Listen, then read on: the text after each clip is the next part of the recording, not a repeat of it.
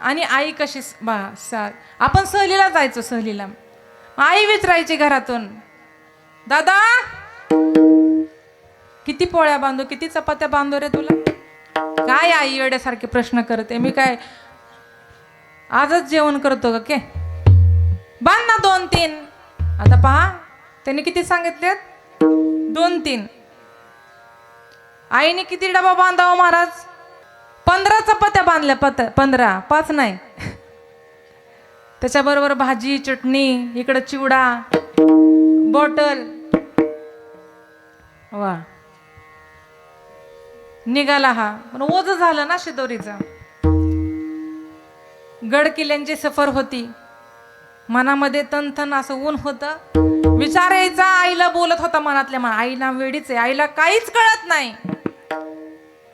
आईचं वय म्हातारा होत असेल महाराज कदाचित, पण आईचं प्रेम कधीच म्हातारा होत नाही, लक्षात ठेवा. म्हणून आईला कधीच कळत नाही असं म्हणू नका बरं का. आईला कळतंय म्हणून आपण इथं आहे. तुमची आई काय माझी आई काय. वध झाल्यामुळं तो आईला मनामध्ये काही ना काहीतरी बोलत तनथन करत गड किल्ल्यांची सफर झाली. खाली उतरला गड. आता गुरुजींनी सांगितलं, चला बाळांनो डबे काढा. आपापली शिदोरी आणली ना, काढले डबे. इतकी भूक लागली होती, इतकी भूक लागली होती माऊली.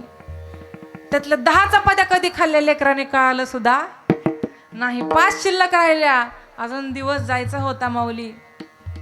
त्यावेळेस मनामध्ये विचार आला, अरे माझी आई खरंच ग्रेट आहे महाराज. आपल्याला पुरून उरल इतकी शिदोरी देणारी जशी आई असते ना महाराज, तसं आपल्या आयुष्याच्या शेवटपर्यंत शिदोरी पुरल.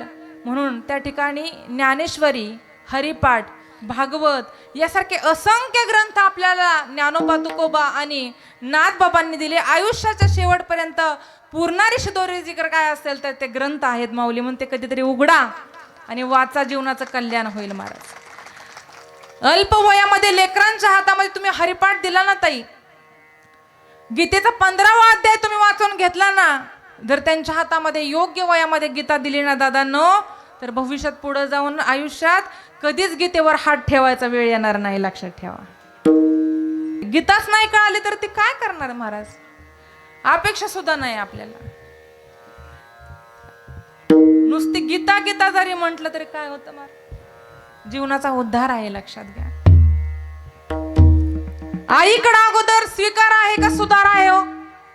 आता एखादं लेकरू पळत आलं तर काय आहे, आई म्हणते काय जा तिकडं असे म्हणते का, काय आधी स्वीकार करते महाराज, कडेवर घेते.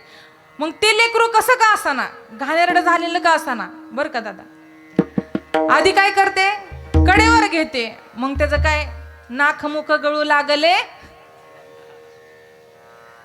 जशी लहान बाळाची गत असते ना दादा, तशी म्हातारपणी होणार आहे बरं का. सगळेजण हाडहाड करणार आहेत आपल्याला. मग तिकडं जीवन जगत असताना कोणाला पैसा दिला असेल नसेल, सांभाळला असेल, तरी पण आपली दशा तशीच होणार आहे. कधीतरी काकडा म्हणा अर्थासहित बरं का, लक्षात घ्या, अर्थ जाणून घ्या अगोदर. त्याला आधी स्वच्छ करणार ती माता माऊली आणि नंतर त्याची पापी घेणार महाराज. आधी जवळ घेणार, स्वीकार करणार, मग स्वच्छता. पण तसंच जावं बरं गाणेरडं होऊन तुम्ही वडिलांकडे जावं, ए चल हो तिकडं म्हणते, आंघोळ करून ये स्वच्छ. आधी काय आहे,